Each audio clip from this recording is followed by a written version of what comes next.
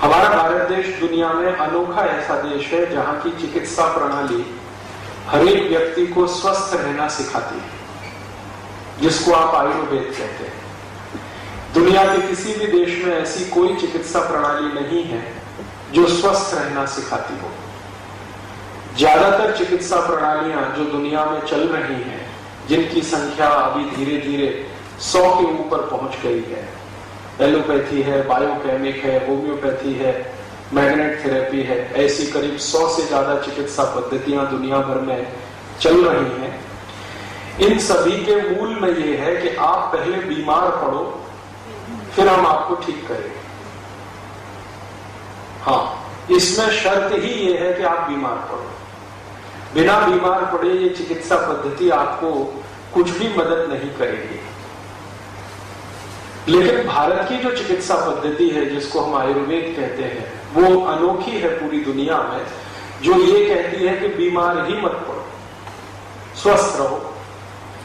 और ये स्वस्थ रहने की कल्पना कितनी ऊंची है हमारी चिकित्सा पद्धति में, इसका एक सूत्र है जो हम बार बार कहते रहते हैं, सर्वे भवन्तु सुखिनः सर्वे सन्तु निरामया सर्वे भद्राणि पश्यन्तु मा कश्चित् दुःखभाग् भवेत्। सब सुखी हो, सब निरोगी हो, कोई दुखी ना हो, ऐसी भावना, ऐसी कल्पना किसी चिकित्सा पद्धति में नहीं है, सिर्फ आयुर्वेद में।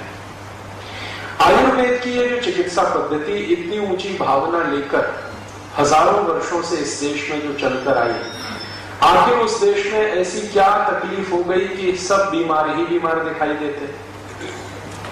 जिस देश की भावना इतनी प्रबल और इतनी ऊंची हो, सर्वे भवन्तु सुखिनः, उस देश में अब सब बीमार ही बीमार दिखाई देते। थोड़े दिन पहले मैंने भारत सरकार के स्वास्थ्य मंत्रालय को एक पत्र लिखा था कि भारत में 108 करोड़ लोगों की जनसंख्या है, इसमें स्वस्थ कितने हैं। तो उनका पहले तो एक पत्र आ गया उत्तर के रूप में कि आप पहले ये बताइए स्वस्थ मानेंगे किसको। आयुर्वेद की अगर आप परिभाषा लेंगे स्वस्थ होने की, तो भारत में शायद ही कोई मिलेगा जो स्वस्थ हो।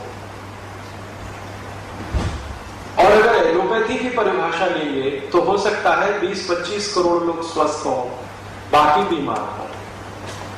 लेकिन आयुर्वेद की परिभाषा में तो शायद ही कोई हो, ऐसा उनका पत्र आ गया। तो मैंने उनसे कहा कि अच्छा आप ऐसा करिए, दोनों हिसाब से मुझे बताइए।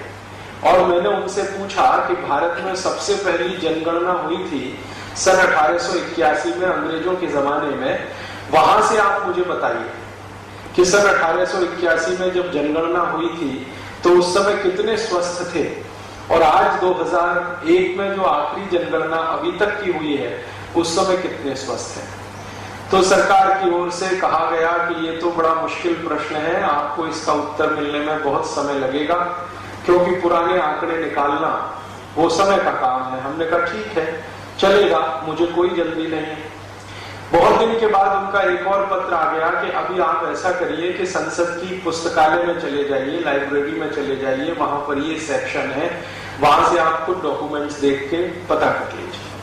हमारे पास इतनी फुर्सत नहीं है कि आपके इस प्रश्न का हम उत्तर दे सकें, क्योंकि हम सब बहुत व्यस्त हैं।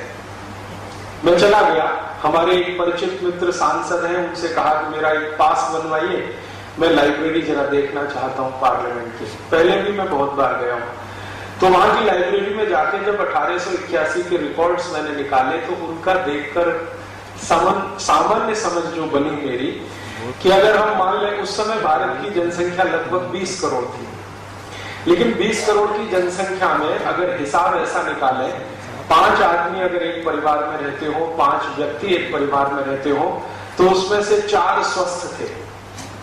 ये मैं आयुर्वेद की परिभाषा से बोल रहा हूँ। स्व में स्थित होना स्वस्थ, ये आयुर्वेद कहता। अपने में आप स्थित हो, आपको किसी भी चीज से, किसी भी वातावरण की प्रतिकूलता से आपके ऊपर कोई दुष्परिणाम ना होता हो तो आप स्वस्थ हैं, मन से भी और तन से भी, दोनों स्तर पर, आत्मा के स्तर पर भी। तो उस समय 20 करोड़ की आबादी हमारे देश की, और 5 में से 4 लोग स्वस्थ। इसका मतलब जब हम गुलाम थे तो शायद ज्यादा बेहतर थे। फिर उसके बाद 2001 की जनसंख्या हमारी है लगभग 103 करोड़, 104 करोड़, अब हो गई है 2006 में 108 करोड़। तो अब हमारे यहां स्थिति यह है कि 5 में से 4 बीमार, और अगर थोड़ा और आगे चलूं तो 4.5 बीमार, आधा जो है थोड़े स्वस्थ हैं। आधे से मतलब जैसे शरीर में सैकड़ों बीमारियां हैं तो उसमें से कुछ कम हैं जिनको उनको आधा मान लें, ऐसी स्थिति हमारी हो गई है। मात्र 150 वर्ष में या 150 से भी कुछ कम वर्ष में ऐसा कैसा हो गया इस देश में? 5 में से 4 स्वस्थ थे 1881 में, अब 5 में से 4 बीमार हैं 2006 में। इतना उल्टा हो गया इस देश में। और अगर हम थोड़ा सा और पीछे चले, मान लीजिए 1881 के तो आंकड़े उपलब्ध हैं, चूंकि अंग्रेजी सरकार ने सर्वेक्षण कराया था। हम 1881 के पीछे चले, हो सकता है 1781 की बात करें या 1681 की बात करें, तो हो सकता है कि लगभग सभी स्वस्थ हों। तो हम भारत में पीछे की तरफ जब चलते हैं तो देखते हैं कि ज्यादा स्वस्थ लोग थे। और ज्यादा पीछे चले तो हमें बताया ये जाता है, और ये सामान्य रूप से समझ में भी आता है कि अगर 500-700 साल पहले की भारत में कल्पना करें तो बीमारी ही नहीं, बहुत कम बीमारियां, कभी साल में एक आध बार कोई बीमार पड़ जाए तो पड़ जाए। और थोड़ा पीछे चले, चरक ऋषि की बात सुने, सुश्रुत ऋषि की बात सुने, और हमारे देश के जो चिकित्सा शास्त्र के बड़े विशेषज्ञ रहे उनकी कही हुई सुने, तो वो तो कहते हैं कि बीमारी क्या होती है ये सोचना पड़ेगा।